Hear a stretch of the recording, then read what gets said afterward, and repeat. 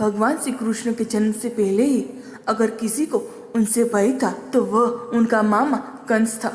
असल में कंस न ही तो एक राक्षस था और न ही कोई असुर या दानव, लेकिन कंस को लेकर जो भविष्यवाणी हुई थी कि उनकी बहन देवकी का एक पुत्र ही उसकी मृत्यु का कारण बनेगा, इस वजह से वो दहशत में रहने लगा था।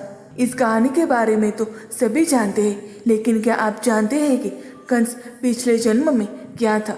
कंस की मृत्यु कैसे हुई थी? आज हम आपको श्री कृष्ण के मामा कंस के बारे में 10 ऐसी खास बातें बताने जा रहे हैं जिसके बारे में जानकर आप हैरान रह जाएंगे। कंस अपने पिछले जन्म में कालनेमी नाम का एक असुर था जिसका वध भगवान विष्णु ने किया था। कालनेमी के पिता का नाम वीरोचन था।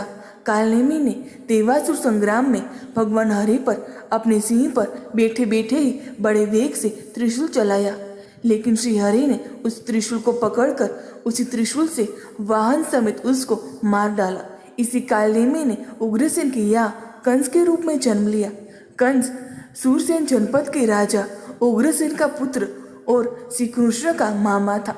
उस काल में अंतक, अहिर, भोज, स्तवता, गौर जैसे 106 कुलों को मिलाकर यादव गणराज्य कहलाता था। उग्रसेन यदुवंशीय राजा आहूक के पुत्र थे, जिनके 9 पुत्र और 5 पुत्रियां थी, और कंस इन 5 भाइयों में सबसे बड़ा था। कहा जाता है कि कंस अपने पिता को राजपद से हटाकर स्वयं सूरसेन जनपद का राजा बन बैठा था। उसने अपने पिता उग्रसेन को जेल में डाल दिया था। बता दें, मथुरा भी सूरसेन जनपद के अंतर्गत ही आता है। इतना ही नहीं, कंस के अपने काका सूरसेन को भी राजपद से हटाकर मथुरा को अपने अधीन कर लिया था। कंस प्रजा को पीड़ित करने लगा। इससे पहले सूरसेन का मथुरा पर राज था। कहा जाता है कि कंस ने आर्यावर्त के तत्कालीन सर्वप्रतापी राजा और मगध के विशाल साम्राज्य का शासक जरासंध की पुत्री से विवाह किया था, जिससे उसकी शक्तियां और भी बढ़ गई। जरासंध कौरव वंश का था, जिसने कंस के साथ असी और प्राप्ति नाम की अपनी 2 पुत्रियों का विवाह कर दिया था। कंस ने अपने आसपास के राज्यों से भी काफी अच्छे संबंध बना रखे थे। कंस ने उत्तर पश्चिम में कुरुराज दुर्योधन को अपना सहायक बनाया हुआ था। वहीं जरासंध ने चेदी के यादव वंशी राजा शिशुपाल को गहरा मित्र बना लिया था। शिशुपाल भगवान श्री कृष्ण की बुआ का बेटा था, जिसकी आस्था कंस के प्रति भी थी। इसके अलावा असम की राजा भगदंत से भी जरासंध के कारण कंस ने मित्रता जोड़ी हुई थी। कंस के काका सूरसेन मथुरा के राजा थे, जिनके पुत्र वसुदेव का विवाह कंस की चचेरी बहन देवकी से हुआ था। वसुदेव और देवकी ने श्री कृष्ण को जन्म दिया था, लेकिन जन्म के पश्चात उनका पालन पोषण नंद बाबा और माता यशोदा ने किया था। बाबा नंद यादव राजा पार्जन्य के 9 पुत्रों में से तीसरे पुत्र थे। वहीं सूरसेन और पार्जन्य सगे भाई थे, जिनके पिताजी का नाम था महाराज देवमीठ। कंस अपनी चचेरी बहन देवकी से बहुत प्रेम करता था, लेकिन एक दिन उसे आकाशवाणी सुनाई पड़ी कि जिसे तू बहुत स्नेह करता है, उसी देवकी का 8वां बालक तेरी मृत्यु का कारण बनेगा। ये सुनकर कंस भयभीत हो गया और उसी समय अपनी बहन देवकी को मारने के लिए तलवार निकाल ली।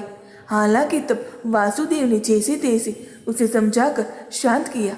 जब वासुदेव कंस के पास अपना पहला पुत्र लेकर पहुंचे तो कंस ने कहा, मुझे 8वां पुत्र चाहिए। लेकिन नारद ने कंस को बताया कि देवकी के उदर से तुम्हें मारने के लिए स्वयं भगवान विष्णु जन्म लेंगे। ये सुनकर कंस और भी भयभीत हो गया और उसने एक एक करके देवकी के 6 पुत्रों को जन्म लेते ही मार डाला।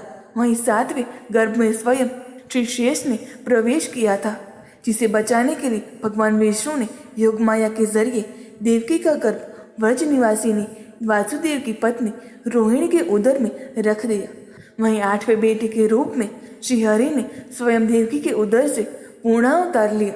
इस दौरान माया के प्रभाव से सभी सैनिक सो गए और जेल के दरवाजे खुलते गए, जिसके बाद वासुदेव जेल से शिशु कृष्ण को लेकर नंद के घर चले गए।